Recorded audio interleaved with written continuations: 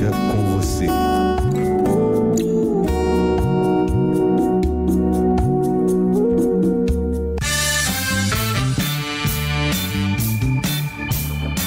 Boa tarde, estamos iniciando mais um programa Viva Voz Saúde pela queridíssima rádio Nossa Senhora de Copacabana, aqui no Rio de Janeiro. Hoje, mais uma vez, o sábado está ensolarado e as praias, obviamente, lotadas, particularmente aqui a praia que fica na Avenida Atlântica, a Princesinha do Mar. Hoje é dia 4 de... Olha aí, olha eu de novo deixando o som no celular. Está virando um hábito isso aqui, me parece. Hoje é dia 4 de fevereiro, que do ponto de vista de saúde pública planetária, é um dia muito especial, porque é o Dia Mundial do Câncer.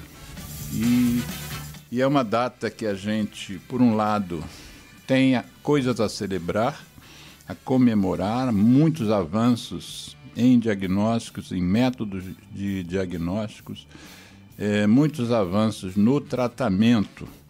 Então, nós temos hoje imunoterapia, nós temos uma série de tratamentos que a gente pode dizer que são novos e que estão se mostrando, estão se revelando muito positivos, mesmo em tumores que antes a gente tinha meio que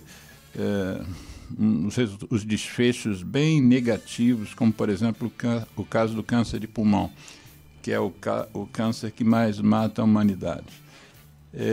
Nesse dia faz a gente lembrar as últimas perdas recentes que nós tivemos desde o final do ano passado, desde 29 de dezembro, por essa doença, ou por esse grupo de doenças. No caso, nosso Rei Pelé, no dia 29 de dezembro. Já no início de janeiro, meu grande ídolo no futebol, no esporte, o Roberto Dinamite.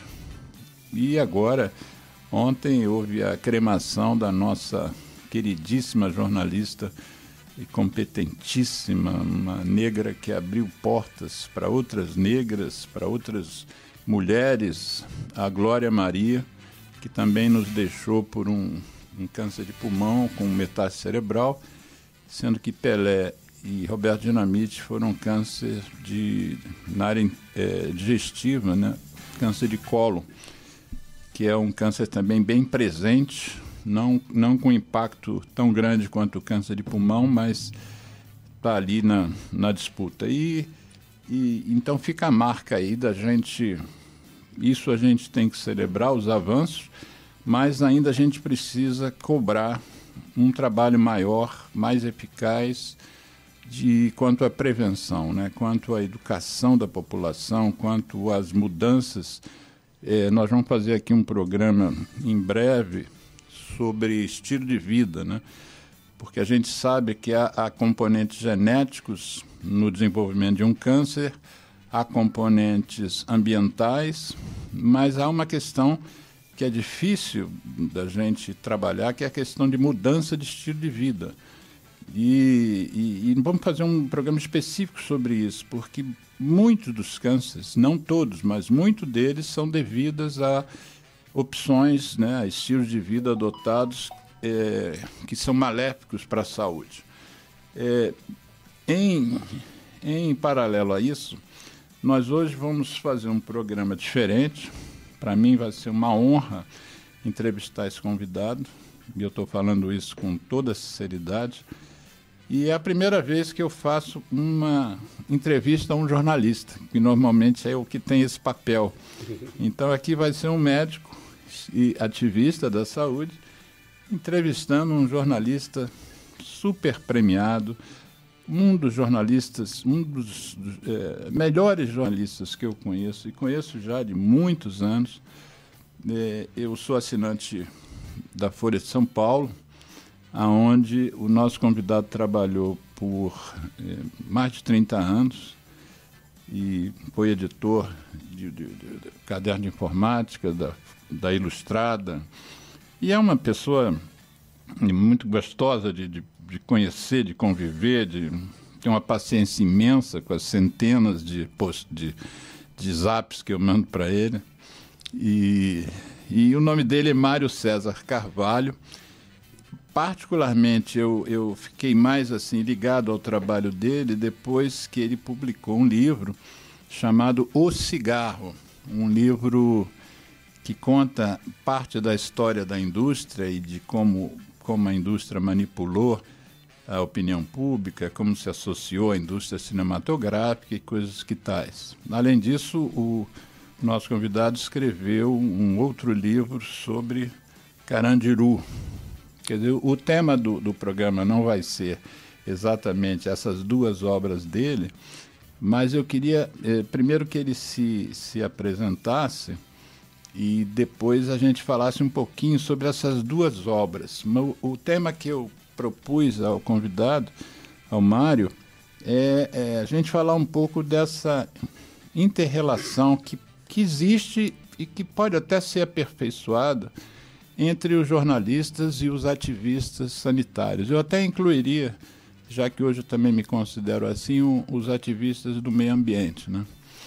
Mas, Mário César Carvalho, se apresente aí para os nossos ouvintes, os nossos telespectadores também, quem estiver nos vendo pelo YouTube. Fala um pouquinho da tua formação como jornalista. E depois você já emenda com essas dois livros que eu comentei. Perfeito.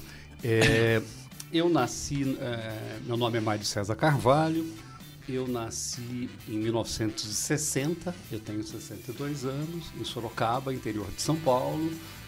Só estudei em escola pública na minha vida. Eu sou produto de escola pública de alta qualidade, mais USP. Eu sou jornalista desde que eu tenho 16 anos. Escrevi meu primeiro texto com essa idade. Lá em Sorocaba? Em Sorocaba. Eu cheguei a trabalhar num jornal alternativo no final dos anos 70, chamado Sorocaba Urgente, que era um jornal que nasceu de jornalistas que foram demitidos da greve de 78. E é curioso, assim, porque... parece que desde pequeno, assim, desde adolescente, eu já queria incomodar os outros. Acho que a função do jornalista é tirar ali as pessoas, quer dizer, principalmente as corporações e os poderosos da sua posição cômoda, né? Te interrompendo, você agora me evocou uma frase do Chico Anísio, que ele diz coisas semelhantes, para dizer que a função principal do humorista é fazer a denúncia. Não é fazer rir, é fazer a denúncia. Tem essa visão. Eu acho que é uma visão defensável, é muito, muito legal. Eu gosto dessa ideia de mexer no balanço das coisas, né? Que eu acho que é obviamente uma visão pretensiosa do jornalismo, né? Você pode falar, o jornalismo não tem esse poder todo, já que fazendo uma autocrítica. É verdade. Mas é verdade também que você consegue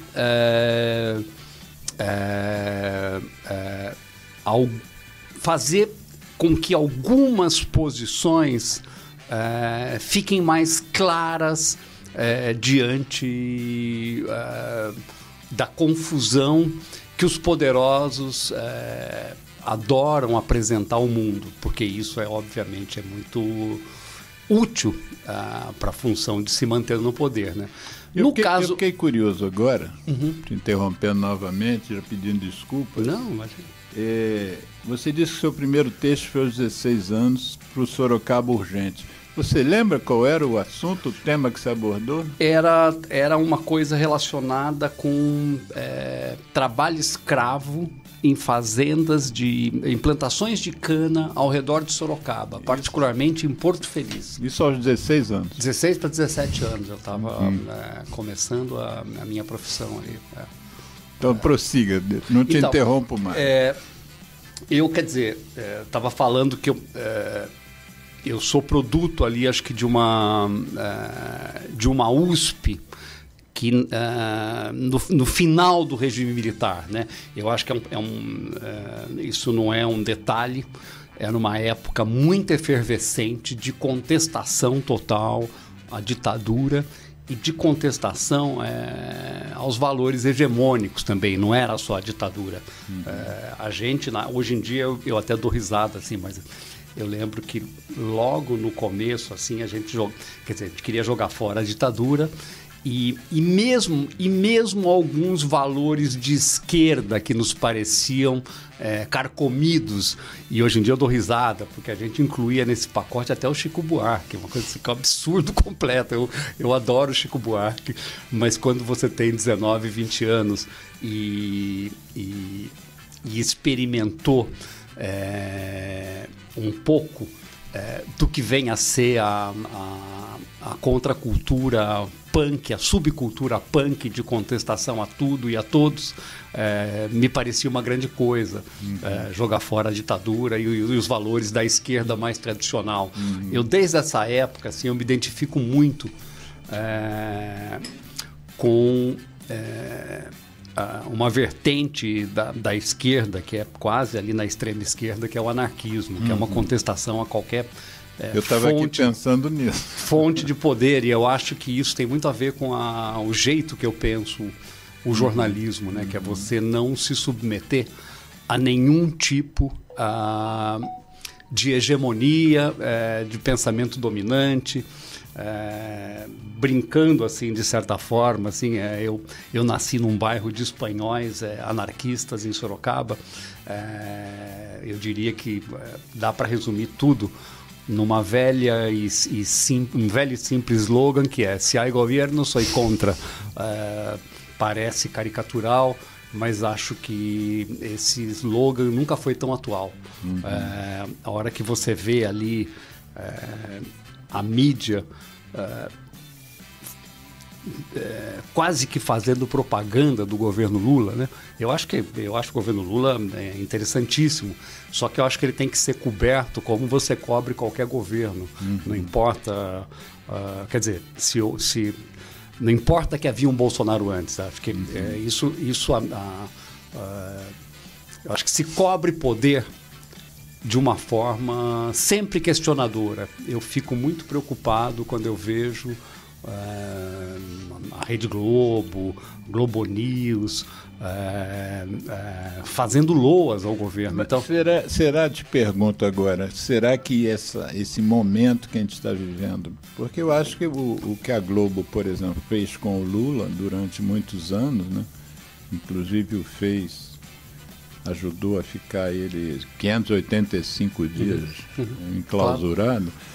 Será que não se está tentando acabar de pavimentar a denúncia contra o bolsonarismo e aí teve que se tomar um lado? Eu acho que pode ser isso. Eu só acho que isso não é bom jornalismo. Sim. Quer dizer, o erro do passado, você não corrige um erro do passado com outro erro, que é o erro da adulação, que é o erro do puxa-saquismo.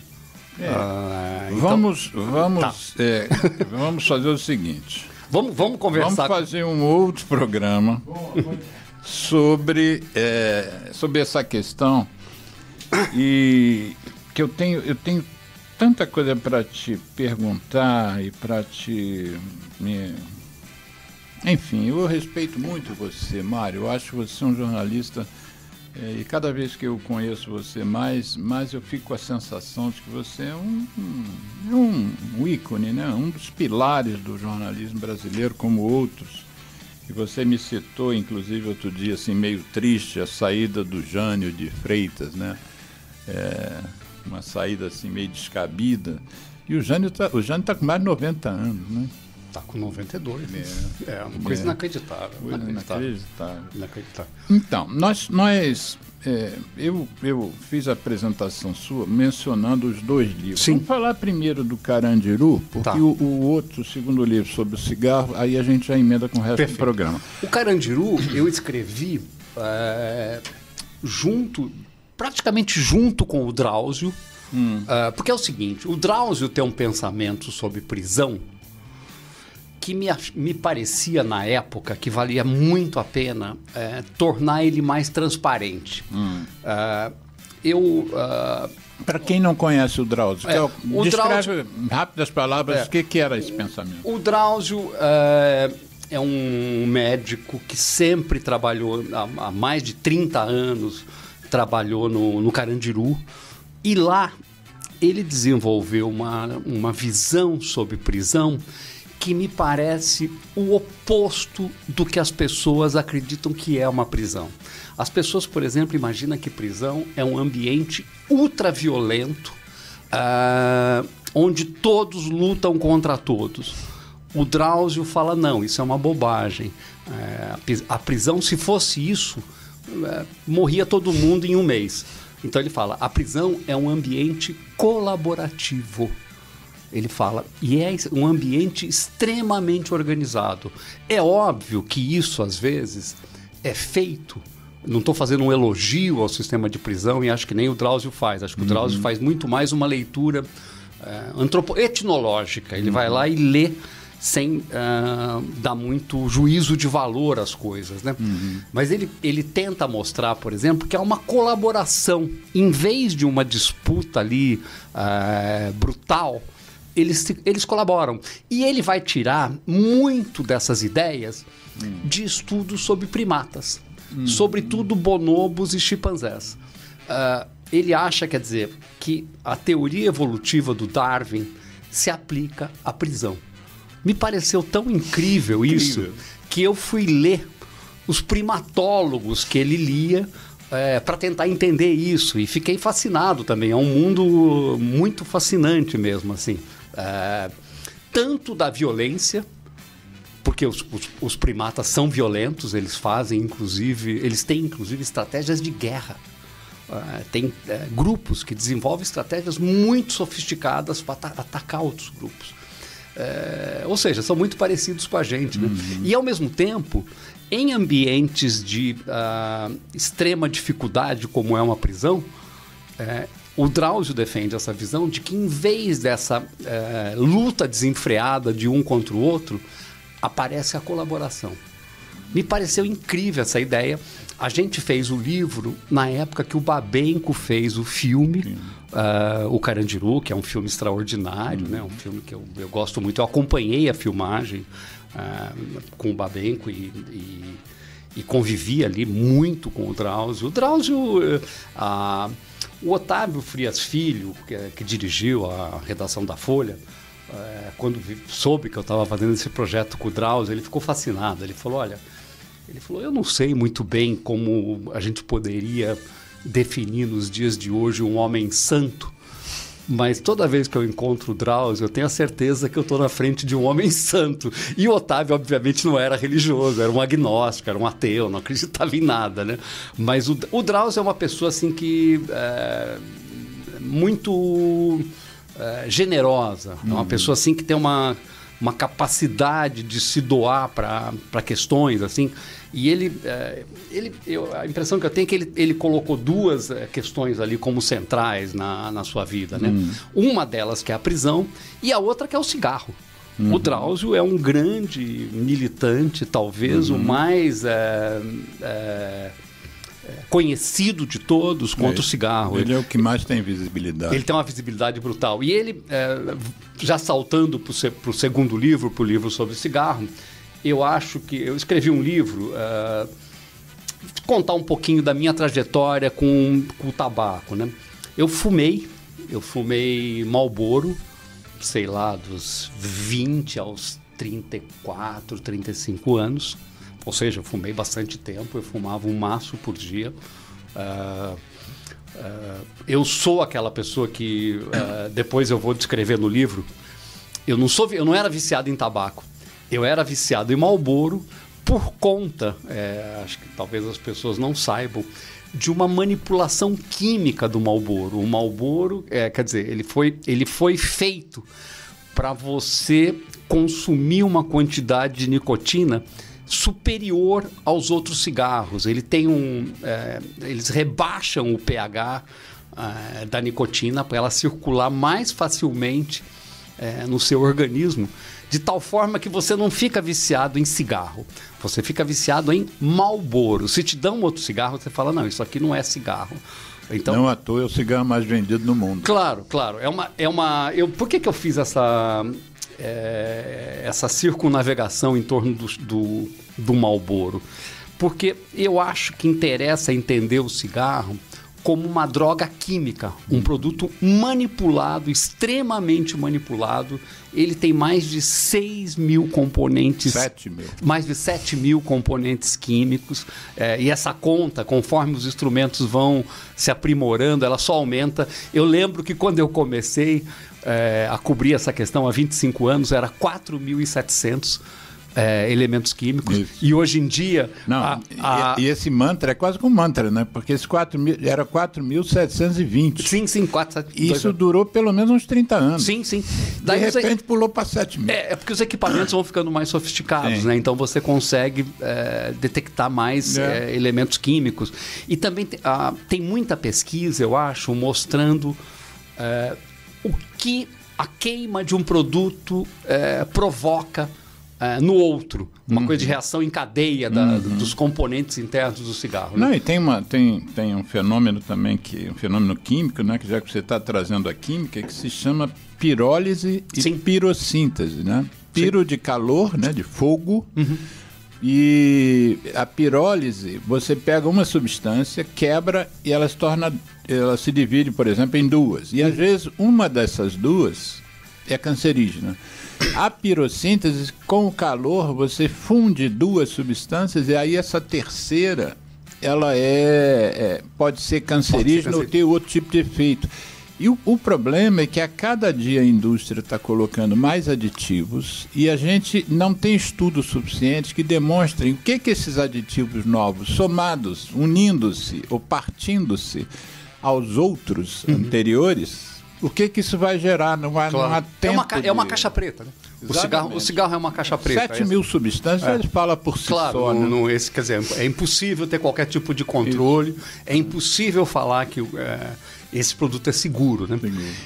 A impressão que eu tenho é que eu começo a me interessar pelo cigarro quando eu percebo que tem uma espécie de crime corporativo por trás. Sim. São grandes corporações globais praticando crimes. Eu não estou falando irregularidades, não. Eu estou falando de crimes. Crimes contra a saúde pública. Eu descubro uma literatura existente nos Estados Unidos onde essa questão é estudada desde os anos 60, particularmente, na Universidade da Califórnia, em São Francisco. Lá tem uma pessoa que eu tenho paixão, que é o Stanton Glantz. Stanton Glantz é qualquer pessoa que entende o mínimo de cigarro, trata ele como um herói. Esse senhor que eu conheci em São Francisco, desde os anos 60, quando o cigarro era visto como uma ferramenta de contestação, ele faz uma leitura hippie. Ao contrário disso, ele vai lá e começa a mostrar que o cigarro, na verdade, é um destruidor da saúde pública, né? E vai fazer pesquisas incríveis, vai dar abrigo a documentos importantíssimos. Até hoje ele é importante. Claro. É uma pessoa incrível. Você está falando da década de 60. Ele começa no final dos anos 60, 67, 68, e produz coisas relevantes até hoje. A Universidade da Califórnia que você citou é talvez a universidade que mais trabalha esse tema. Sim, né? sim. A de São Francisco. Desde de comunicação, eles trabalham com estudo de publicidade de cigarro, enfim. Eu tinha já admiração pela Universidade da Califórnia em São Francisco, antes de morar em São Francisco. Eu morei lá em 2010, 2011. O CSF. Sim. E lá eu percebi, quer dizer, que é uma escola de das 3 melhores escolas de medicina dos Estados Unidos, das 5 melhores escolas. Fala-se muito em Harvard, né? Todo mundo fala Harvard, Johns Hopkins, mas quem faz pesquisa, quer dizer, todas fazem, as boas fazem pesquisas pesadas, mas a questão da Universidade da Califórnia em São Francisco com cigarro me parece um exemplo assim muito positivo do que uma escola pode fazer por saúde pública, né? Pesquisa de alto nível que resulta em mudanças concretas na forma como um produto danoso, como o cigarro, passa a ser tratado não só nos Estados Unidos, mas no mundo. Acho que o meu caso é um exemplo de como a ciência de alto nível influencia jornalistas a irem atrás de questões que eles não davam bola. Uma das primeiras questões que quer dizer, o crime me pareceu sempre uma coisa muito atraente, porque eu ingenuamente ali achava que, quando eu era adolescente, que corporações não praticavam crimes, né? E daí a hora que você descobre isso, você fala, puxa, tem um mundo aqui, tem uma avenida a ser explorada aqui. E eu achei que deveria explorar isso no Brasil. E nessa época, Mário, você estava na Folha de São Paulo. Eu, aliás, na sua apresentação mencionei a Folha, mas não mencionei onde você está hoje, tratando de tecnologia, de política, que é o canal, o jornal digital Poder 360. Sim. Isso depois a gente fala, mas nessa época que você escreveu o livro ele fez parte de uma coleção da Folha, né? Sim, a editora é a Publifolha, não é isso? Sim, exatamente. Foi em 2001 que você escreveu esse livro. Como é que surgiu a ideia? Foi ideia da Folha? Foi ideia sua? Olha, eu queria fazer um livrinho. Você sabe que é raro um jornalista brasileiro ter escrito um livro sobre cigarro. Eu não conheço outro, não me lembro de ter outro caso, né? Por incrível que pareça... A não ser o pessoal jovem agora, o pessoal mais novo do Roucos, e esqueci o nome agora, mas vou achar, que tem escrito e tem investigado a indústria também de uma forma bem compulsiva até, né? Mas aí, você, de repente, surgiu a ideia... Eu escrevia sobre isso, tinha a ideia de fazer um livro, daí o jornal apareceu com essa coleção. E o próprio Otávio Frias Filho, me perguntou um dia se eu teria interesse em fazer uma obra introdutória sobre cigarro para essa coleção. E eu aceitei na hora, eu falei, claro, porque o que me incomodava muito no Brasil era o seguinte: havia um descompasso entre o conhecimento que se tinha dos crimes das grandes corporações nos Estados Unidos e no Brasil. Nos Estados Unidos estava claro já, pela documentação existente, que essas empresas agiram de forma criminosa a partir da... podemos colocar como data aí, sei lá, segunda metade dos anos 40, começo dos anos 50, essas corporações de tabaco já sabiam com clareza que tabaco provocava câncer. E criaram, depois eu fiquei pensando, Alexandre, criaram todo um sistema para esconder isso. Eu fiquei pensando, esse sistema basicamente, eu vou explicar ele de uma forma simples, mas eu queria depois a gente pensar, fazer uma reflexão, se isso não é a gênese das fake news científicas. Porque eu acho que talvez tenha um papel aí. No começo dos anos 50, nos Estados Unidos, começam a surgir pesquisas que ligam o cigarro a câncer de forma muito automática, assim. E a indústria entra em pânico. E em vez de pesquisar ou de tentar esclarecer, ela adota uma estratégia criada por uma agência de relações públicas, que é a de criar confusão científica. Ou seja, onde vocês dizem que há certeza que o tabaco provoca câncer, a gente vai contratar uns cientistas de aluguel, cientistas entre aspas, né? Porque não é cientista, é picareta, não merece o título, né? E para provocar confusão na mídia. Ou seja, a gente vai fazer um fogo de encontro com informação falsa para que as pessoas passem a duvidar da informação verdadeira que Harvard, Johns Hopkins, Universidade da Califórnia em São Francisco estavam revelando. E eram informações muito contundentes sobre a ligação do tabaco com o câncer. Isso só vai ser reconhecido pela indústria quase 50 anos depois. E quando praticamente já não era mais necessário, quando isso já não tinha a menor importância, porque, salvo engano, acho que foi em 2008, que a Suprema Corte americana, numa sentença que me parece histórica, vai lá e fala, olha, a indústria do tabaco mentiu sistematicamente, de maneira serial, criou conceitos falsos, inventou pesquisas de forma a desacreditar que o produto dela era responsável pela maioria dos cânceres no mundo. Eu acho que é inacreditável. Isso parece um roteiro de ficção científica, né? A hora que você olha... E foi a juíza Gladys, né? Gladys, sim, é uma juíza espetacular. Gladys Kessler.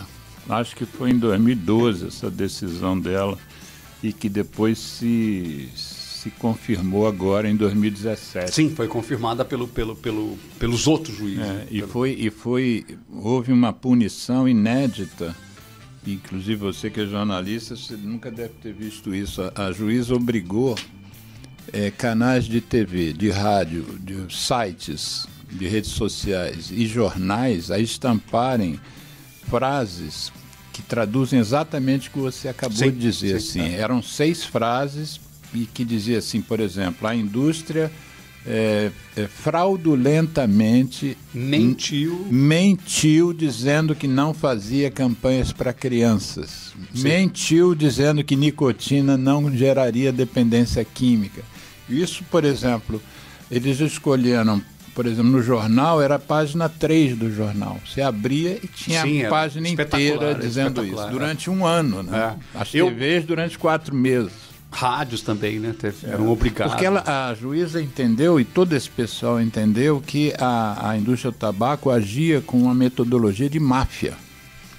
É o chamado RICO, né? Sim.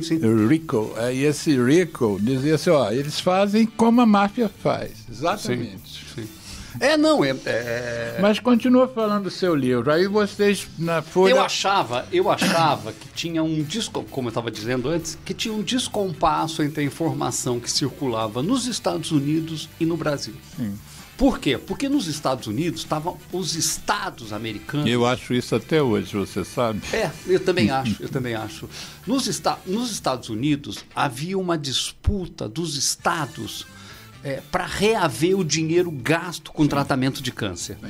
Então, essa conta é uma conta que todo mundo sabe que não fecha, né? Uhum. O valor arrecadado com o imposto do tabaco, por mais alto que seja, pode ser 90% do valor do preço, ele nunca cobre os gastos com saúde pública. Então, os estados foram na justiça e começaram a reivindicar que a indústria pagasse para o sistema de saúde pública de tal forma que essa conta ficasse minimamente equilibrada. E quer dizer, havia uma mentira, né? Havia uma fraude das corporações. Souza Cruz e Philip Morris à frente, né? As duas, a Souza Cruz conhecida internacionalmente como BAT, British American Tobacco. Essas ações provocaram um desequilíbrio nesse terreno que as corporações estavam navegando. Então, a hora que elas sofreram essas ações e foram sofrendo derrotas seguidas, foram aparecendo informações inacreditáveis, assim, de documentos internos. Isso. Por exemplo, as indústrias falavam, não, a gente não pesquisa a relação tabaco-saúde. Uhum. A gente não... Porque a gente sabe que o tabaco não tem problema nenhum. O problema era o freio dos automóveis. Que gerava câncer de pulmão, eram os freios dos automóveis. Eles inventavam as desculpas mais estúpidas, né? Porque os freios dos automóveis... Tinha asbesto, né? Tinha asbesto, tinha... Mas não nessa magnitude, claro que não. Isso é uma mentira, né? Eles diziam, por exemplo, que a poluição das cidades é que provocava a morte por câncer de pulmão. Uhum. Era um besterol inacreditável, assim, era uma coisa... Que não deixa de ser verídico, claro, mas não na proporção, não na magnitude. Fizeram uma experiência em São Paulo, em Cubatão, na década de 60, eu nunca mais me esqueci. Eles pegaram o ar de Cubatão, que era uma cidade, era um polo industrial e produtor de poluição. Sim, petroquímico, um polo petroquímico. E aí eles pegaram o ar de Cubatão no momento de maior poluição e pegaram um quarto de 3x3, vedaram as anelas, deixaram um cigarro queimando no cinzeiro sozinho, fizeram lá um mecanismo para ele, que o papel do cigarro queima sozinho também, sim, né? Sim. É o único ele papel que queima ele sozinho. autocarburante. E aí mediram o ar desse cômodo de 3x3 e chegaram à conclusão de que a poluição que tinha dentro do cômodo de 3x3 metros era 10 vezes superior à de Cubatão no momento de pico da poluição. Ou seja, não há nenhuma dúvida que o impacto da poluição, da autopoluição nossa pelo tabaco é N vezes superior à poluição ambiental geral, né? Claro. Mas a pessoa que vive numa cidade como São Paulo, olha, e é fumante, vai se poluir pelo tabaco e também pela poluição ambiental. Eu lembro que eu descobri, salvo engano, nos anos 90, uma pesquisa desses cientistas de aluguel feita em São Paulo, que era inacreditável. Por que era inacreditável? Porque eles diziam o seguinte... Pode botar enquanto você fala. Eles diziam o seguinte, não faz sentido banir o tabaco de ambientes fechados, porque a poluição de um restaurante em si já é grande. Então, olha, para que tirar o cigarro se já está num ambiente todo... cheio de gordura. Cheio de gordura e de fumaça. E daí se acredita que um professor da USP, depois ele foi embora para os Estados Unidos e eu tentei descobrir onde ele foi, para a Califórnia. E hoje em dia eu não consigo saber em que universidade ele está. Deve estar numa universidade de terceira ou quarta linha, porque o nome dele ficou público depois dessa reportagem que eu fiz. Ele media a poluição, fez um trabalho bancado pela indústria do cigarro, em que ele media a poluição só em churrascarias que queimavam lenha. É de um grau de... Como se fossem todos os restaurantes. Como se todos os restaurantes tivessem... É óbvio que lenha é altamente poluente e é uma das causas de enfisema pulmonar. Sim, é a maior causa. Na África, sim, né? Sim. As casas que cozinham com fogão a lenha. Sim. Agora, eu citei esse exemplo quase caricatural mesmo, né? Para mostrar que essa gente não tem menor vergonha de fazer coisas que qualquer cientista com mínimo de consciência fala, não, isso eu não faço. Não, você claro que sabe, mas talvez os ouvintes nossos aqui não saibam. Nos Estados Unidos houve um momento em que começou-se a se defender, sobretudo pelo prefeito de Nova York, Michael Bloomberg, começou-se a se defender a ideia de que nos ambientes fechados não deveria ser permitido fumar. E aí a indústria fez o quê? Ela disse que o fumo passivo... Primeiro ela negou que o fumo passivo pudesse gerar mal à saúde. Que existisse, né, esse problema do fumo passivo. E aí depois ela resolveu fazer uma demonstração, como você diz, científica, entre aspas, que foi o seguinte: ela testou um ambiente, um andar em que as pessoas fumavam antigamente abertamente dentro do local de trabalho, e eles lá levaram o maquinário e dosaram a poluição daquele andar e depois publicaram dizendo que, olha só, no andar X nós dosamos os gases e a quantidade de fumaça é mínima. E fizeram uma coisa muito bem delineada, o desenho da pesquisa foi perfeito. Só que depois descobriram que aquilo que foi feito às 3 horas da madrugada, onde não havia ninguém dentro da sala. Quer dizer, o desenho era perfeito. A sala, o andar mede tantos metros, o horário é que não. Mas voltando àquilo que você falou sobre o interesse dos estados e a briga por ressarcimento, uma coisa também que foi muito pouco divulgada no Brasil, e aí eu realmente reitero o que você tem dito, que te chocava, e eu fiz um adendo que ainda me choca, como é que nos Estados Unidos certas verdades circulam e aqui elas ficam meio camufladas.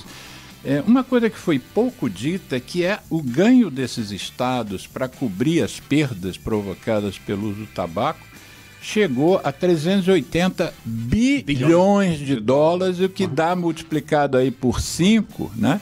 Dá quase 2 trilhões de reais. Eu me lembro quando o Paulo Guedes assumiu o governo que felizmente saiu, o Paulo Guedes dizia que ele queria arrecadar 900 bilhões de reais com a reforma da Previdência. Ou seja, 8 estados receberam quase que 2 vezes mais do que de 2 vezes o que o Paulo Guedes achava que resolveria o problema da Previdência fazendo aquela reforma que até hoje, enfim... A gente tem um problema histórico, eu diria, no Ministério Público Federal.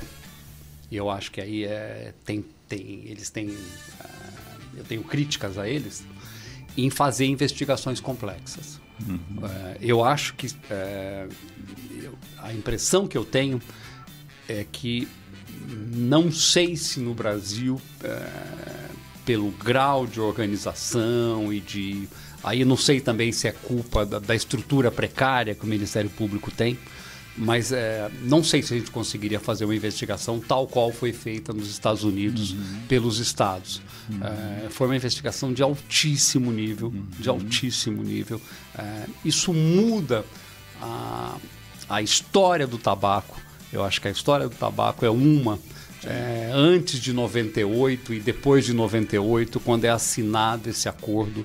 Esse acordo obriga as corporações, a Philip Morris e a BAT, que é dona da Souza Cruz, a manter arquivos públicos onde todos esses documentos estão disponíveis. Se entrar na internet, você pega tudo. Hoje em dia está muito, quer dizer, não público. É público. É incrível isso. Isso é uma mudança brutal. Eu tenho a impressão de que no Brasil a mídia tem certo temor das grandes corporações. Eu acho que o temor de processos é muito grande. Na Folha, no começo, eu lembro que havia um certo pânico. Eu falava, gente, isso aqui eu tenho documentos, eu não estou falando em torno de nada. E foi muito impressionante, assim, porque eles passaram... no começo eu recebi muitas ameaças de que ia sofrer processo, de que eu ia perder. Quem ameaçava você? Souza Cruz e Beth, eles viviam falando... Os advogados dessas... Advogados, esses caras são reis em tentar intimidar. Ambos... daí eles perceberam que eu tinha um nível de informação que era muito diferente dos meus pares. E daí começaram a me tratar de forma diferente. Daí perceberam que não dava para parar, que eu não ia parar, porque obviamente não me intimidava. Eu tenho documentos. Quer dizer, eu acho que qualquer repórter que trabalha com investigação, a hora que você encontra um documento que você sabe que ele é idôneo e que ele fala o contrário do que a corporação está falando, do que a empresa está falando, eu passo a olhar essa corporação com outros olhos. Então, eu mudei o registro dessas empresas, passei a tratá-las como criminosas mesmo. Eu acho que não sou eu que estou falando isso. Elas é que têm um histórico amplamente documentado de crimes contra a saúde pública. E eles diziam que a nicotina não viciava. Sim. Os 7 CEOs das 7 principais empresas de tabaco americanas falaram isso perante o Congresso americano, disse que eles foram todos condenados por perjúrio porque eles sabiam que viciava e eles manipulavam a nicotina. Eles quiseram plantar no Brasil o tabaco Y1, que era um tabaco mudado artificialmente, super poderoso em gerar dependência. Aditivo. Então, estamos retomando o programa Viva a Voz Saúde desse sábado, 4 de fevereiro de 2023, data que marca o Dia Mundial contra o Câncer. Nós estamos entrevistando um super jornalista, a quem eu respeito demais, Mário César Carvalho, historicamente da Folha de São Paulo e atualmente tem uma coluna de tecnologia e de política no jornal digital Poder 360. Tá. Depois se você quiser, Geraldo, antes da gente retomar, se você quiser ler aqui alguns comentários, porque aqui para mim às vezes é difícil. Você quer? Então tá, aqui tem... Não, já consegui, já consegui. Vai lá. Obrigado. O Paulo Correia... Peraí, deixa eu ver se... Não, isso não é o primeiro comentário. Temos aqui o Paulo Correia, que é um médico que é da Universidade Mineira de Ouro Preto, e ele é o presidente da Comissão de Tabagismo da Sociedade Brasileira de Pneumologia e Tisiologia, está aqui conosco, deu boa tarde. O Guilherme é da Procuradoria de São Paulo, está dando boa tarde. O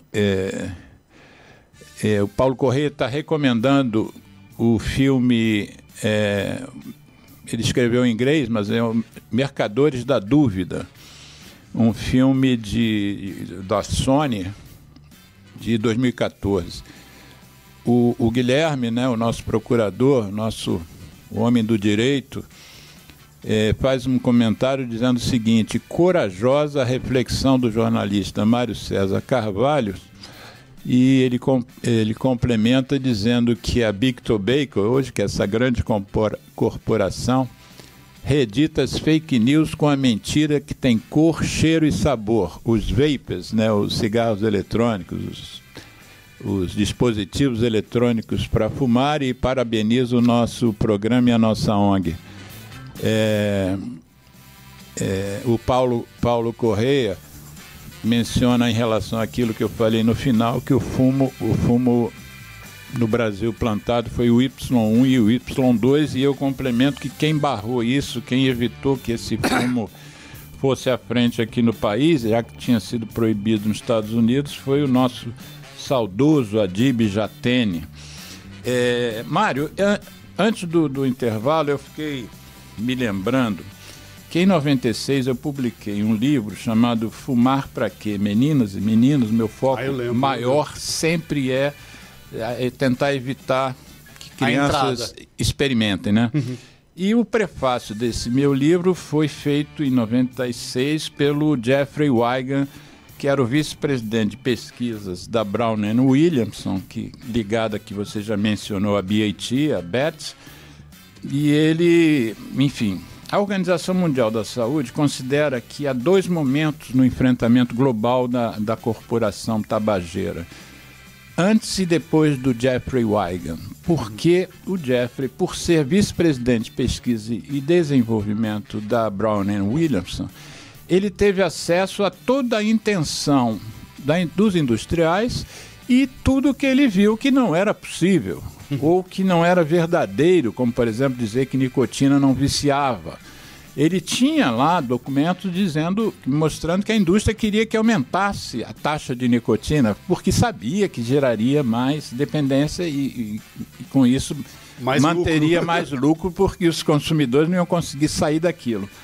E aí, quando eu mencionei para você conhece muito bem, né? Isso gerou um filme chamado O Informante, que o nome em inglês é melhor que Informante, que é The Insider, né? Claro. O insider é um informante que está dentro da empresa. Conhece, né? As entranhas, né? As entranhas do negócio. E aí foi feito esse filme, mas o que marca nesse filme são duas lutas. A luta contra a indústria, mas a luta contra a empresa de mídia. No caso, foi a CBS News, porque o programa queria fazer a denúncia e ia passar no programa 60 Minutes. E o papel principal do Jeffrey foi o Russell Crowe, e o produtor da CBS era o Al Pacino. E aí você comentou no intervalo que você inclusive conhece o produtor real. Então fala um pouquinho desse filme, da repercussão. Ele foi candidato a 7 Oscars, né? Fala um pouquinho, e foi o que finalizando a minha fala, foi o que gerou toda essa mudança de concepção. A indústria passou a ser condenada porque não era antes, justamente por causa do posicionamento do Jeffrey e de outros. Mas fala da tua participação aí no que você conhece disso. Olha, eu tenho uma admiração pelo Jeff Wigan, gigante, porque ele era um vice-presidente de pesquisa, um cientista de altíssimo nível, que diante de um dilema ético, vou continuar embolsando meus milhões de dólares anualmente, ou vou honrar o meu juramento como cientista de não produzir nada que seja contra a saúde pública, né? Ele, felizmente, optou por essa segunda opção e retirou documentos ali que foram essenciais para essa mudança, essa guinada que teve, para que a indústria começasse a perder processos e as pessoas a entender que estavam diante de corporações criminosas mesmo, né? O Jeffrey, ele vai... Por acaso, essa história tem dois ingredientes que passam por São Francisco, onde eu conheci essas pessoas. O Jeffrey, os documentos do Jeffrey foram inicialmente abrigados na Universidade da Califórnia em São Francisco. O Stanton Glantz, que deu guarida para ele. Voltamos ao Stanton Glantz. Ao Stanton Glantz, mostrando que às vezes pessoas individuais fazem uma diferença absurda na ordem. O Jeffrey tem uma frase exatamente dizendo isso. Um ato de uma pessoa pode mudar o mundo. Claro, claro. Nesse caso eu acho que mudou. Foi impressionante. Ele subtraiu, ele pegou documentos que ele achava criminosos dentro da Brown & Williamson. Isso foi copiado na UCSF, da Universidade da Califórnia em São Francisco. O Stanton Glantz me contou uma vez, ele falou, foi muito legal, mas ele falou, mas deram um prejuízo terrível. Eu falei, mas por quê? Porque a gente tinha que copiar tudo tão rápido que nós queimamos 2 máquinas de Xerox numa noite. Jura? Essa história eu não conhecia. Ele me contou isso uma vez. E a outra pessoa que eu conheço, é uma pessoa que eu reputo como amigo, já participei, a gente participou de um encerramento do congresso da ABRAGE, Associação Brasileira de Jornalismo Investigativo, que é o Lowell Bergman.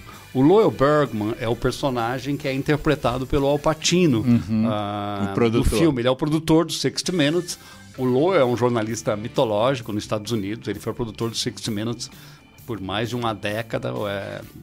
Hoje em dia ele faz coisas na PBS. 60 Minutes, para quem não conhece, era um programa da CBS, e 60 Minutes quer dizer 60 minutos, que era a duração do programa. Eram documentários investigativos, a moda que o Globo Repórter fazia no passado, não é essa charopada que o Globo Repórter faz hoje.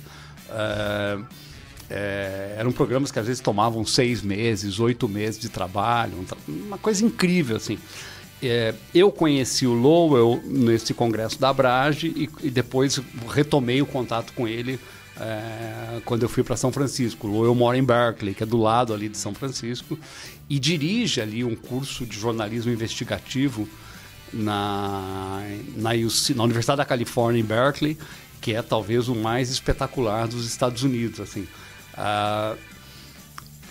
A importância do... Eu acho que o fato do 60 Minutes ter feito é tão importante quanto a mudança de posição do Jeffrey Waygan. Por quê? A mídia, até então, ela passava a mão na cabeça das grandes corporações. Ela simplesmente replicava essas posições sem investigar muito. Sim. Eu acho que esse episódio do 60 Minutes é uma guinada brutal. E isso vai mudar a imagem do tabaco. Isso, junto com os acordos, eu acho que muda a imagem do tabaco no mundo. Imagina, um filme de Hollywood. Hollywood tem um faro muito bom, né, para notícias extraordinárias, né? A hora que eles perceberam isso...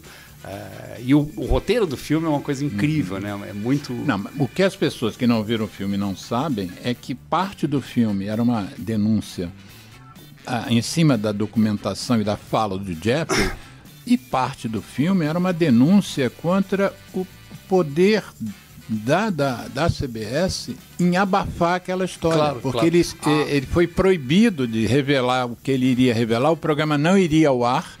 E todo o filme, então, é justamente o enfrentamento dessa decisão superior da indústria. Né? Só para pegar um caso doméstico no Brasil, assim, por exemplo, por que eu sempre me perguntava mas vem cá, por que a Rede Globo jamais fez alguma coisa dessa ordem sendo que o Brasil é um dos principais produtores de tabaco no mundo e tem, ao mesmo tempo que é um dos principais produtores, tem um pensamento crítico sobre o tabaco que é espetacular. Isso depois a gente pode explorar um pouco mais, porque eu acho que o Brasil é um caso raro no mundo, onde pessoas vindas da saúde pública conseguiram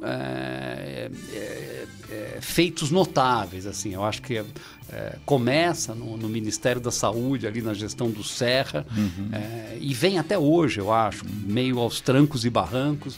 É uma política que... Você sabe que o Dia Nacional de Combate ao Fumo, que é 29 de agosto, ele é prévio ao Dia Mundial de Combate ao Fumo, que é de 89. O Brasil em combate, se o Brasil fosse bom em tudo... Sarney foi quem assinou essa lei. Se o Brasil fosse bom em educação, o que ele é bom no combate ao fumo, a gente seria uma potência como Israel.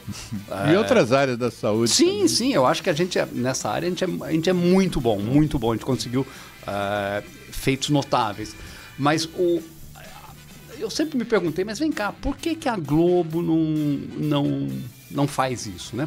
E uma vez eu perguntei para um amigo que trabalhava lá dentro, e daí ele falou, Mário, você está sendo meio ingênuo, né? Eu falei, mas como assim? Ele falou, você acha que a gente vai jogar fora o patrocínio da Fórmula 1, que é Philip Morris, 99%? É uma coisa assim que é uma cobertura caríssima e que era praticamente bancada pela Philip Morris. Não, e todos os pilotos brasileiros, sem exceção, o Emerson Fittipaldi. O Emerson Fittipaldi dirigia um carro que era preto com letras douradas, que era a marca John Player Special, sim, né? Um cigarro inglês. Um cigarro inglês. O Senna dirigiu com Marlboro, morreu num carro com patrocínio de Hotmans, né? O Piquet com Camel. Sim, todos foram propagandistas de cigarro. E aí, quer dizer, e Fórmula 1 não existe sem televisão, né? Então, quer dizer, tem que ter um consórcio de pessoas apoiando. Tem, hoje em dia, com essa documentação que foi disponibilizada nos Estados Unidos, a gente sabe que os jornalistas eram praticamente comprados pela indústria do tabaco para fazer propaganda, ou no mínimo para ficar quieto. Isso também foi uma coisa que me deu uma revolta. Imagina, aí você resolve escrever um livro. Uma revolta. 2001. Uma revolta. Não havia ainda a lei que proibia a propaganda de cigarro quando você escreveu o livro. Sim, sim. Quer dizer, você estava ali embarreirando os negócios, né? Eu acho um episódio assim bastante vergonhoso do jornalismo brasileiro. O jornalismo brasileiro tem episódios incríveis, mas eu acho que a hora que os jornais, as emissoras de TV e de rádio endossam esse silêncio que a indústria propõe, isso é e sabendo do impacto que isso tem na saúde pública. Você tem uma ideia, você estava falando no Globo. Sabe quantas vezes eu dei uma entrevista para o jornal O Globo?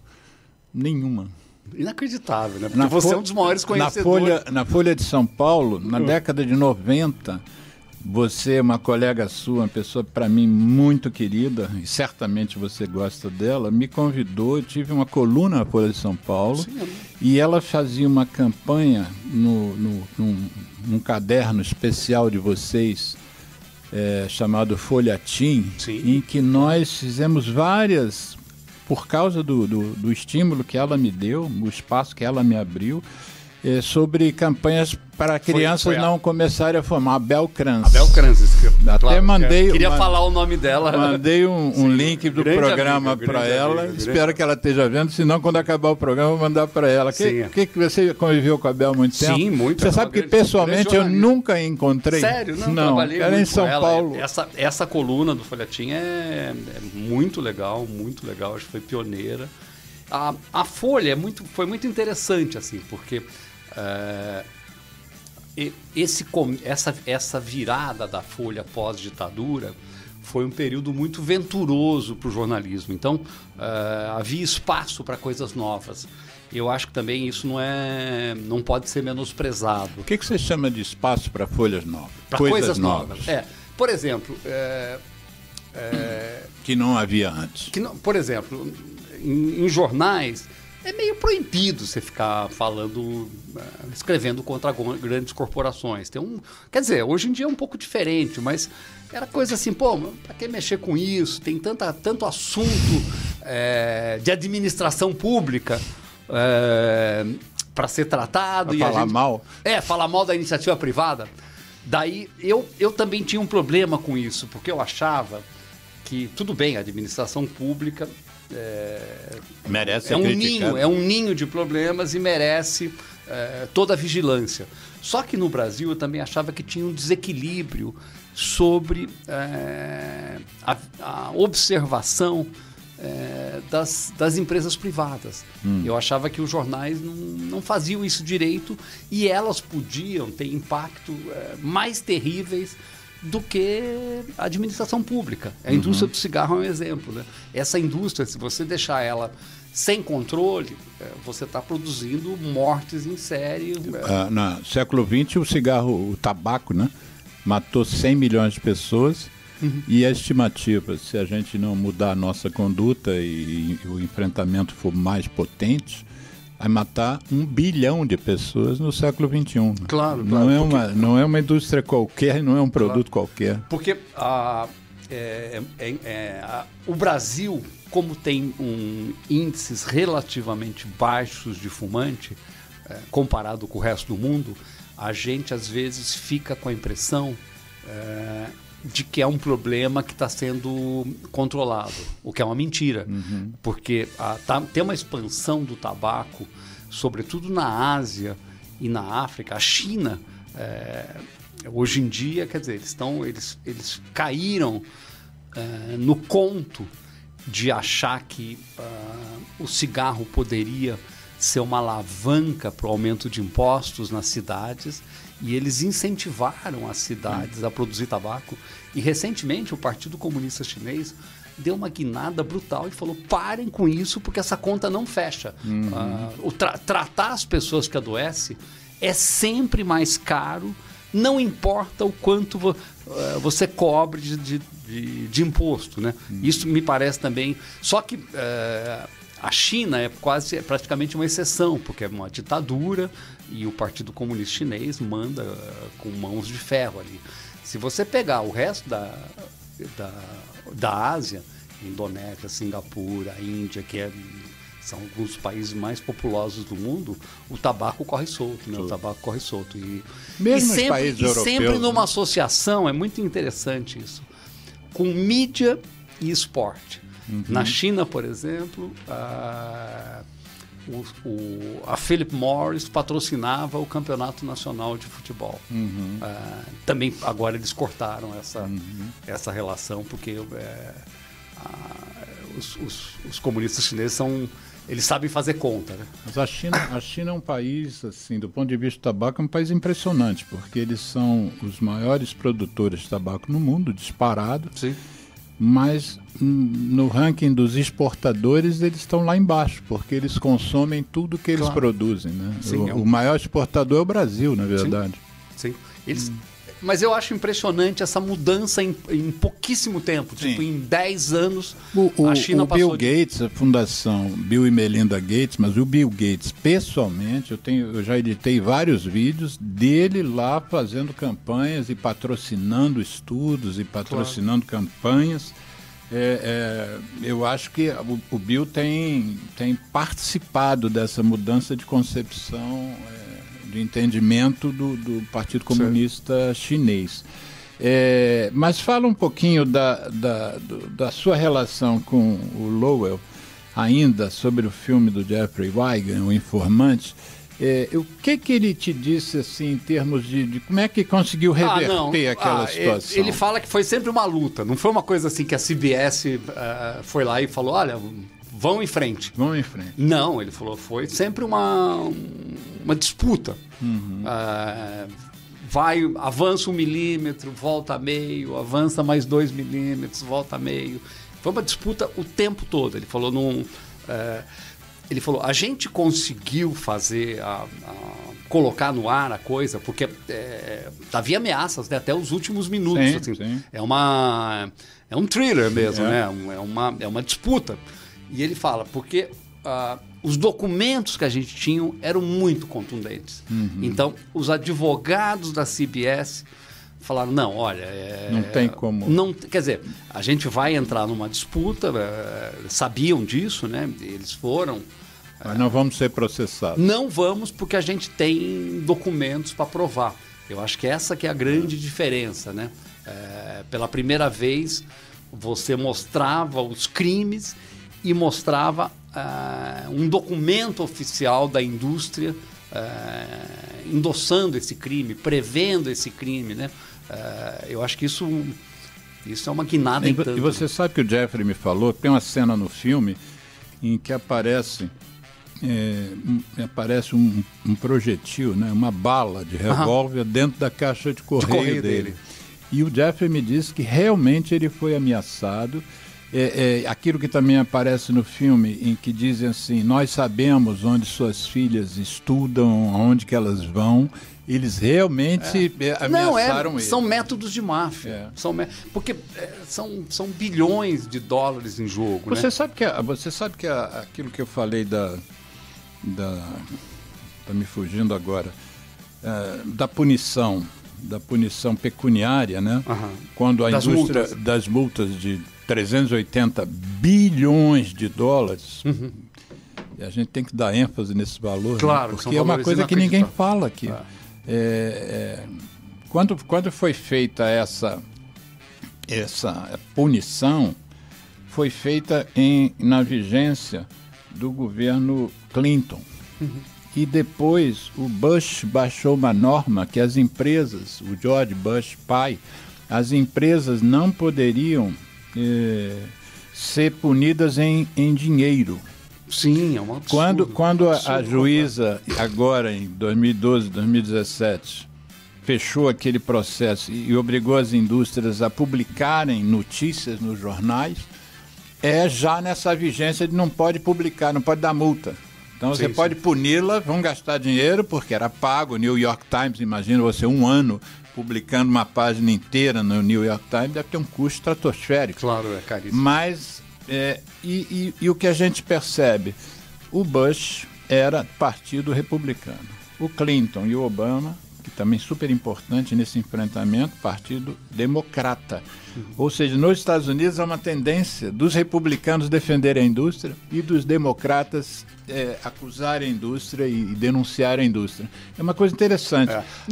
No Brasil também, se você for olhar, eu acho que tem uma certa correlação, né?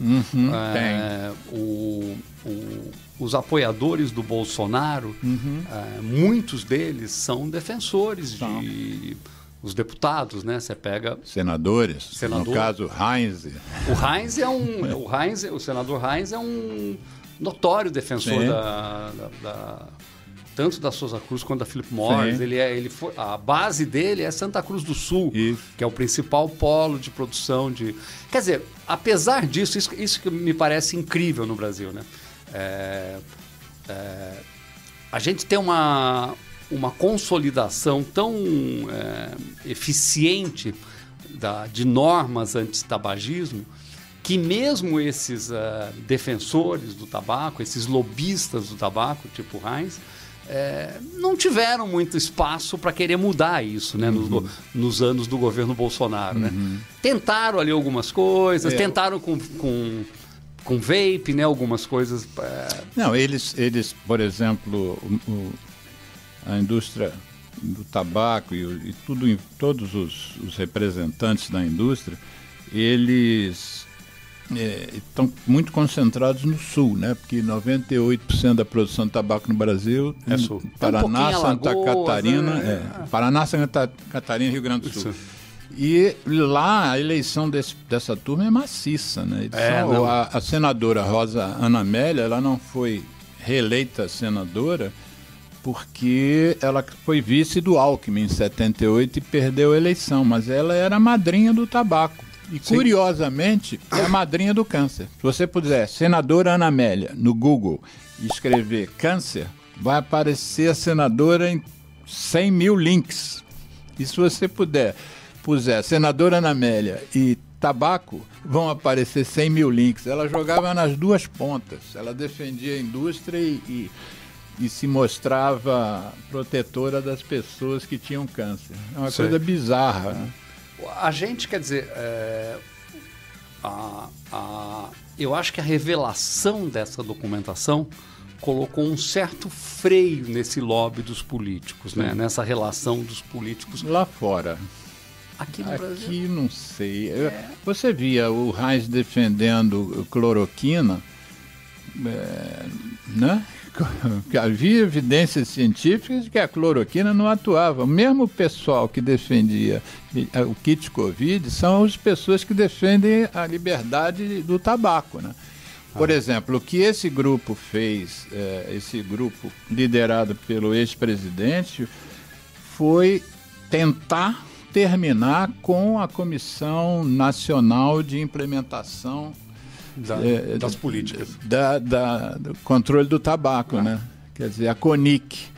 Ou seja, teve um deputado gaúcho que chegou e disse textualmente no jornalismo investigativo, que eu não me veio o nome na hora, o grupo é o Joio e o Trigo. Sei. E Roucos e Sufocados é um super livro que eles escreveram denunciando nos moldes do seu livro. Eu vou pedir a eles, vou pedir à jornalista Maíra, para conseguir um exemplar e te mandar. Ah, legal. Depois eu tenho seu endereço, passo para ela, eu vou pedir para eles mandarem para a tua casa. Perfeito. E eles, o pessoal do Joio e o Trigo conseguiu o áudio de uma reunião de gente do Executivo e do Parlamento, sendo que uma das falas do deputado Marcelo, se não me engano, Marcelo Soares, uma das falas dizia o seguinte, que os esquerdistas, os comunistas, defendem a luta contra o tabaco. Ele botou uma ideologia, como se nós que defendemos a saúde pública fôssemos comunistas. Fiz uma reflexão de que quando nós tínhamos ainda a CONIC, não que eu defenda, aliás, foi uma das pessoas que promoveu uma reunião logo no início do governo para que houvesse a extinção dela, mas quando havia ainda a figura da CONIC, nós tínhamos, pelo menos, como saber, Galan, o que estava se tratando, qual era a discussão, qual era a pauta. E agora, com a extinção da CONIC, que é positiva para o nosso setor, a gente acabou ficando no escuro. A gente não sabe o que, de fato, o governo brasileiro está pensando, e me preocupa no momento em que, sistematicamente, esse grupo esquerdista, que está dentro do governo ainda, continua trabalhando e continua trabalhando muito. A CONIC continuava se reunindo, mesmo não tendo o aval do governo. Nós sabemos que a Tânia, lá por dentro do Ministério da Saúde, continua agindo contra o nosso setor. É um negócio inacreditável. Assim, e ele fala isso. É uma coisa meio. É uma acusação meio infantil também. Parece uma coisa de. Porque tem uma ideia, uma noção de liberdade entre a direita mundial, não é só a direita brasileira, que é o seguinte: não precisa controlar, porque as pessoas têm os limites, as pessoas sabem. Chamam de Estado babá, né? Temos que acabar com o Estado babá. Só que tem a questão do cigarro, eu acho, é uma questão que coloca em xeque a ideia de livre-arbítrio. Porque, quer dizer, no mundo ideal, até você poderia pensar, não, cada um decide por si. Sim. Só que, como a gente falou desde o começo, quando um cigarro tem 7 mil elementos químicos, muitos deles projetados para que você fique dependente, para que você... Eu acho que essa expressão que você usou agora, essa palavra, a gente tem que marcar. Eles foram projetados. Projetados, claro. São desenhados, são muito elaborados, né? Então, quer dizer, a hora que você tem produtos tão elaborados, tão projetados para causar dependência, o que os cientistas dizem é que a noção de livre-arbítrio já não existe. Uhum. Você não... O tabaco... Olha, eu sei... Para parar de fumar, eu tentei umas 5 vezes. É uma coisa, é um drama. A média de sucesso é 7 vezes. É um drama, porque você acha que está sob controle, mas você não está. É uma coisa assim... Eu não me esqueço até hoje do gosto horroroso que é mascar chiclete de nicotina, que é uma coisa que no meu caso... Ajudou. Mas é uma coisa horrorosa. Parece que você tá mascando um fundo de um cinzeiro de uma balada, assim, sabe? De uma festa, assim, uma coisa medonha, assim. Não, o tratamento do tabagismo, ele é complexo, demorado. Quem achar que tem soluções simples, porque não entende do assunto, né? E acho que uma visão também que esses conservadores e esses direitistas passam, que é totalmente equivocada, é de que parar de fumar é uma questão de boa vontade. Isso é de uma... Força de vontade. Força de vontade. Isso é de uma filha da putice, eu acho que o termo não pode ser outro, é de uma filha da putice sem tamanho, né? Porque a dependência é tão severa, ela é tão severa, que não adianta você ter força de vontade. É uma coisa, quer dizer, um arrastão químico no seu corpo que te leva para fumar. Não é outra coisa que me irrita muito são as pessoas que dizem, não, mas esse aí fuma porque não tem vergonha na cara. Sim. Como se fosse uma questão de moral, né? Não é uma dependência. É uma doença. É uma doença.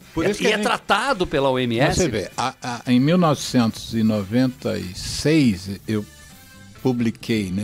Eu comecei a escrever em 94 e publiquei meu livro na internet, Fumar Pra Quê? Meninas e Meninos. Em 96, nós estamos em 2023, são 27 anos atrás, eu já colocava que a questão era para os jovens não experimentarem, né? Aí de Franza, um pesquisador pediatra, ele tem muitos estudos, tem muita publicação sobre iniciação. Sei. E ele chegou à conclusão, ao longo de vários estudos, que se você tiver uma predisposição genética a se ligar à nicotina, e se essa predisposição existir, você vai fumar com mais facilidade, vai fumar mais quantidade. São receptores. Vai ter mais dificuldade de largar. Ele disse que pode acontecer com 1 cigarro apenas. Eu me lembro quando eu comecei a estudar tabaco, há 40 anos atrás ou mais, a gente falava que 100 cigarros, 5 maços eram o suficiente para você... necessário para provocar dependência. Ele diz não, se você tiver um gene ou vários genes, que são vários, hoje já se sabe, com essa predisposição, 1 cigarro apenas. Então, como é que a gente vai fazer com que o adolescente, né, que os fumantes de hoje começaram em 90% antes de acabar a adolescência. Como é que a gente vai fazer com que o adolescente que está na fase das descobertas, né, das coisas novas, dizer, olha, isso aqui você não pode experimentar, nem prova, nem chega perto. É uma tarefa hercúlea. E tem também, eu acho que tem uma questão assim, comportamental que eu vejo entre os adolescentes, né? Como a geração anterior foi uma geração anti-tabagismo, eles tendem a ser contestadores. Isso é uma questão que eu adoraria ter uma resposta para essa questão, mas eu não tenho. O cigarro entre os mais jovens passou a ser um símbolo de contestação a uma ordem estabelecida. E eu não sei, quer dizer, não conheço experiências internacionais que nos ajudem com esse problema, porque eu acho que a Inglaterra costuma fazer as melhores campanhas, né? Eles são o NHS, o Serviço Público de Saúde inglês, ele é muito bom de publicidade, ele não esfrega o dedo na cara dos adolescentes, né? Eles sabem tratar isso, e eu acho que essa questão é talvez, junto com o vape, acho que é uma das questões mais complexas. Eu estudo muito a questão do protagonismo juvenil, cada dia mais estou me dedicando a isso, E as experiências que a gente tem na Europa, mas sobretudo nos Estados Unidos, são fantásticas nessa área. Você tem grupos formados e estimulados por uma campanha chamada Tobacco Free Kids. É maravilhoso. Você tem um grupo chamado SWAT como aquela polícia americana, sim, mas é Students Working Against Tobacco. Sei. SWAT. Que tem experiências incríveis que eu tenho documentado, depois eu vou te mandar. Legal. Porque eu queria que você se inserisse, o Mário, dentro do nosso movimento brasileiro contra o fumo, tivesse mais visibilidade pelos meus pares. Sim. E eu vou usar esse nosso programa, inclusive, para divulgar você. Às vezes a Aliança pelo Controle do Tabagismo, a ACT... No que eu puder ajudar, eu... A ACT conduz uns seminários em Brasília chamado Alianças Estratégicas para a Promoção da Saúde, e eu vou pedir a Mônica Andrés, por exemplo, hoje a diretora maior da ACT, que faça um convite a você, que você tem um espaço de fala, porque eu acho que você pode também, por outro lado, sensibilizar jovens jornalistas, né? Eu acho que os jornalistas, de repente, podem... Por exemplo, eu sou muito parceiro da Cristiane Segato. Sei. E também um pouco da Colucci, lá da Cláudia Folha, Colucci. da Cláudia Colucci. A Segato é uma jornalista de saúde que acabou fazendo um mestrado, um MBA a Cláudia também. Em saúde, né? A Cláudia também. É impressionante, muito legal. Então, eu acho que os jornalistas também precisam ser sensibilizados. Eu não poderia fazer esse programa aqui hoje com você sem te deixar de saia justa, porque nós temos enfrentado uma campanha da indústria, que é uma campanha internacional, mas aqui muito forte, uma pressão imensa sobre a Anvisa, para que a Anvisa reveja a RDC 46 de 2009, que proíbe a importação, comercialização e publicidade dos dispositivos eletrônicos. Já houve duas decisões, a última ano passado. A diretora a quem coube, Cristiane de Jordan, fez uma fala maravilhosa, que eu também já editei, está no YouTube, vou botar no link aqui. Eu conheço a fala dela. A técnica também, a Glória fez uma exposição maravilhosa, foi apoiada, aquilo ali não é da cabeça de nenhuma das duas apenas, né? Aquilo teve consultoria da USP e tal. Mas a pergunta que eu queria te fazer é o seguinte: eu que acompanho, eu sou assinante de vários jornais e respeito muito a Folha de São Paulo. A Folha, eu acho que durante boa parte do que eu acompanho e documento e tal, foi talvez o jornal que mais investiu em informar sobre tabagismo. Talvez até pela sua influência. Não só, mas talvez também pela sua influência. E aí, de repente, a Folha tem feito campanhas, que ela chama de informes publicitários, e colocando os cigarros eletrônicos, às vezes dando um espaço desmedido, de uma página inteira. Eu tenho a impressão de que a mídia dita liberal tem uma visão simplória sobre o cigarro eletrônico. Ou talvez tenha sido capturada pelo discurso de marketing dessas corporações. Sim, mas não é uma empresa inocente. Não. Eu acho o seguinte, esses informes publicitários eram pagos. Não, sem dúvida. Eu acho que tem um espaço lícito, que me parece lícito, de pesquisadores de alto nível, falar assim, vem cá, é possível desenvolver com o vape uma política de redução de danos? Porque eu acho que vai ter essa coisa de fumo zero, eu acho isso mentiroso. É que nem você fala assim, olha, vai acabar o álcool no mundo. Isso é bobagem. Isso não vai acabar. Então a grande questão Mas acho que são duas drogas que não podem ser comparadas. O álcool tem toda uma socialização, ele é utilizado em espaços... O cigarro é dependência pura e é consumo diário, claro. Da hora que acorda até a hora de dormir, não tem ritual com cigarro. Mas eu acho que talvez... acho que uma coisa é você discutir em nível científico se é possível ter uma redução de danos para quem O problema é quem vai fazer essa discussão. O problema é o seguinte, a indústria, a grande questão é o seguinte... Da cloroquina. O problema é o seguinte... Tinha um cientista dizendo que a cloroquina atuava, o Didier Raoult, lá na França, em Marselha. Esse que é o problema da indústria, eu acho, da mídia. Porque eu acho que é o seguinte, hoje em dia, eu não conheço cientistas sérios que endossem esse tipo de política. Então, quer dizer, de novo, eles só apresentam os cientistas que rezam pela cartilha da indústria do tabaco. Então, me parece, quer dizer, a mídia está sendo, não sei se ingênua. Eu acho que aí tem um problema sério de você falar, não, esse tipo, sei lá... Por que a mídia não aceita, por exemplo, publicidade de armas de fogo? Por quê? Porque você fala, pô, isso aqui isso aqui oferece muito mais problemas para o mundo do que soluções. Isso aqui não é uma solução. Arma de fogo não é uma solução. Quer dizer... Não, também só acha que é uma solução quem não acredita na ciência. Claro, porque a ciência diz que não é uma solução. Claro.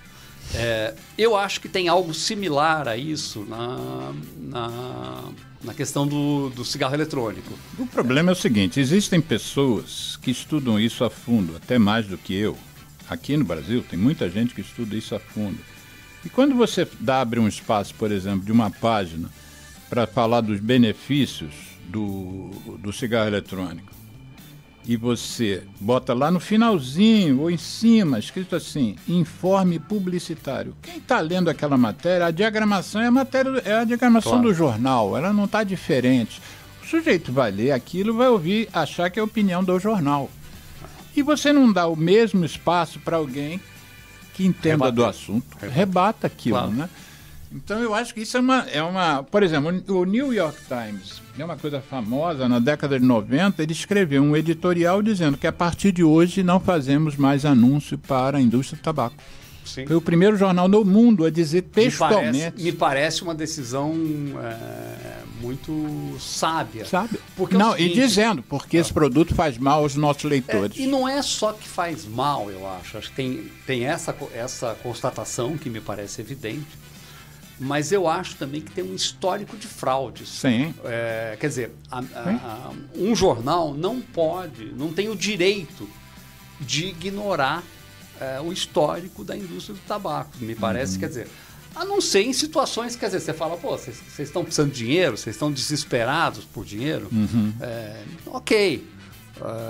Hoje em dia a gente sabe, por exemplo,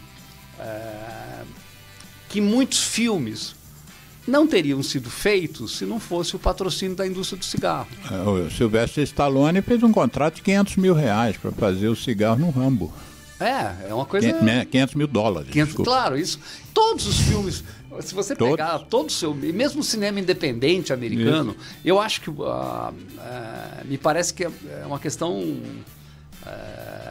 eles acabam migrando para as beiradas da indústria, né? Olha, eu vou ter que fazer um outro programa com você, porque o tema principal do programa hoje nós não atingimos. Não. Eu não permiti que ele fosse atingido. Tá. Porque a gente gosta muito desse tema, porque o programa que eu vou fazer de novo com você, eu queria que a gente falasse sobre como nós, ativistas e os jornalistas, podemos trabalhar juntos. Então, vamos deixar isso, encerrar o programa, pelo menos eu ficar com menos dó na consciência, e vamos agendar aí para março. Eu acho o seguinte, acho que essa questão do ativismo, primeiro, eu acho que são campos separados. Não, quer dizer, eu acho muito ruim quando você confunde jornalismo com ativismo. Eu não gosto disso. Eu acho que o jornalismo ele tem um papel tão sério, que a boa reportagem em si talvez seja melhor do que qualquer ativismo. Não, mas eu não estou... Mas daí é o seguinte... Eu estou falando de nós, ativistas. Claro. E vocês, jornalistas. Claro, eu acho que a impressão que eu tenho é o seguinte... Como que um jornalista pode servir ao ativismo, fazendo o jornalismo do melhor nível possível, de altíssima qualidade. Sim, concordo. Concordo. Isso em qualquer situação, e assim, não é só de servir. preferência, buscando informações inéditas. Sim. Eu acho que a impressão que eu tenho, eu meio, por contas de percursos profissionais, eu acabei me afastando um pouco. Eu fui para a área de crime financeiro. Quer dizer, eu continuo mexendo com corporações, mas... Você deve estar se esbaldando com a loja americana, né? Não, nem estou cobrindo esse caso, porque ele está fazendo umas outras histórias. Mas eu acho que o jornalismo... deu um certo refresco, né, para a indústria do cigarro no Brasil. Eu acho que... Mas olha o que eu queria te dizer. Pelo menos o jornalismo, os principais jornais. Olha o que eu queria te dizer. Nos Estados Unidos, eu acho que existe uma imensa valorização das organizações não governamentais. Elas têm espaço na mídia. Sim. Elas são entrevistadas, as suas lideranças dão entrevistas com frequência, são respeitados, são consultados pelo bom jornalismo. Olha, eu quando era repórter... Aqui no Brasil você não vê isso. Eu, quando era repórter na Folha, você deve saber disso, eu ouvia direto a CT... Mas você é um indivíduo raro. O Mário Albanese, o Dr. José Rosenberg. Você é raro. Eu acho que no Brasil a gente tem uma coisa espetacular, assim, que é ter um grau de ativismo. Quer dizer, uma das primeiras pessoas que eu conheci nessa área, e queria fazer uma homenagem aos dois aqui, porque eu acho que é uma coisa que é bonita de fazer, há dois ativistas que me fizeram me fizeram ver um novo mundo, que foi o professor José Rosenberg, da USP, e o Mário Albanese, da ADESF. A ADESF é a Associação em Defesa da Saúde do Fumante. Foi a primeira ONG brasileira a processar o governo de São Paulo. Assim, pessoas assim que eram quase que uns quixotes, porque eram 2 ou 3 pessoas brigando com estruturas gigantescas.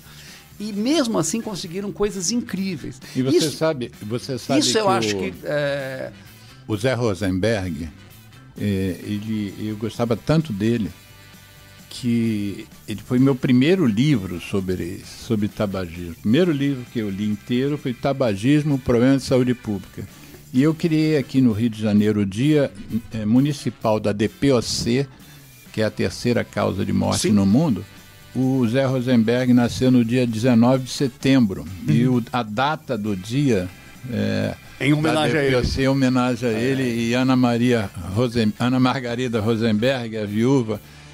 Se você não estiver nos ouvindo, eu vou te mandar esse link. Ele para mim é um marco.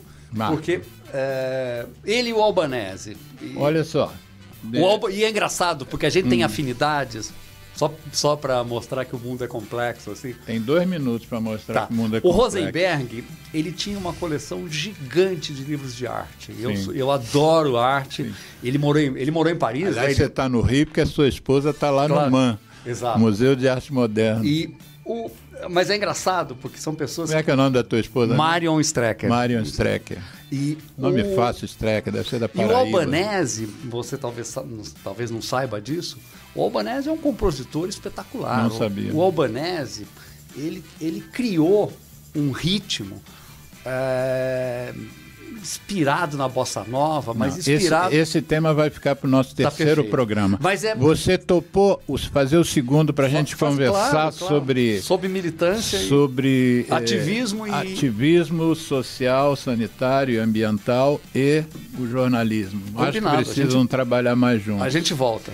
Olha só, Geraldo, eu sei que nós estamos estourando, eu queria me despedir de você, dos ouvintes, mas fazer um agradecimento imenso e sincero a sua presença hoje aqui, Mário. Foi uma honra para o nosso programa. Olha, a honra é minha. A honra é minha, Alexandre, você sabe que... Eu admiro muito o seu trabalho. A admiração é mútua. Eu também tenho uma admiração muito grande pelo seu trabalho. Então tá bom. Então vamos combinar, depois os ouvintes vão saber a data que nós vamos fazer isso. Vamos botar número 2. Fizemos um programa sobre alcoolismo que acabou acontecendo a mesma coisa. Tivemos que fazer 2. Maravilha. Um grande abraço. Adorei. Muito obrigado. Muito obrigado. Deixa aí, Geraldo.